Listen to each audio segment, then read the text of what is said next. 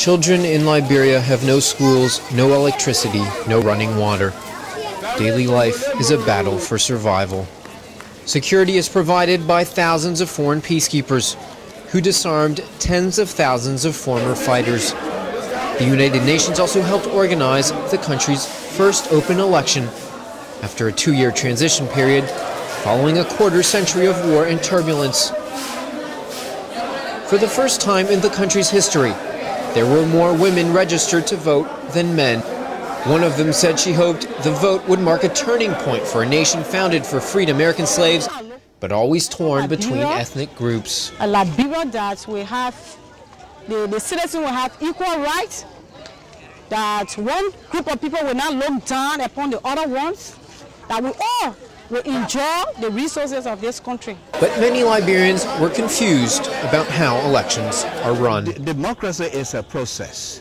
We are in the process, and every time we come to the voting poll, you know, the process is developed and it is made better than the rest of it. And voting is just one of those many things that we have to do.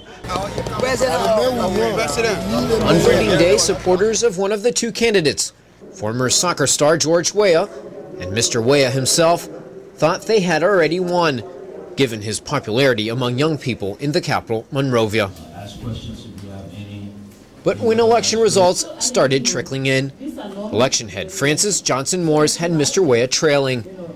She also called Mr. Weah reckless and irresponsible for claiming victory. As more results came in, it became clear Mr. Weah would not win.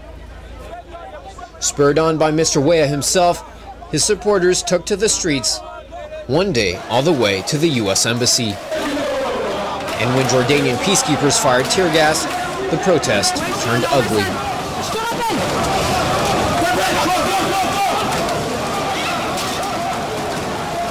Protesters were prevented from entering the U.S. compound. They said they wanted to tell American diplomats and the world there had been cheating on voting day, even though no international observers saw any proof of tampering on a large scale.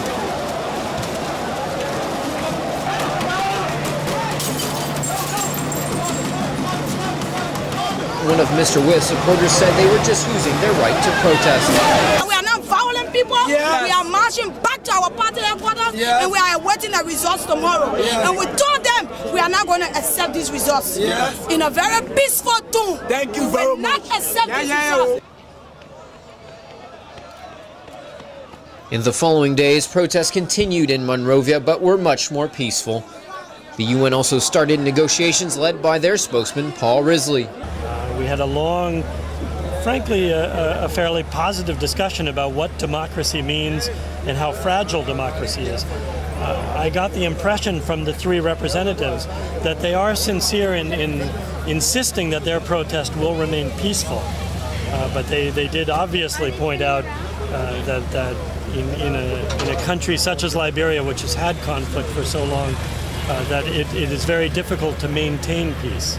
The winners, supporters of former economist Ellen Johnson Sirleaf, were discreet. Most Liberians, though, winners like losers in this election process, are now hoping Africa's first elected female president will bring peace and prosperity.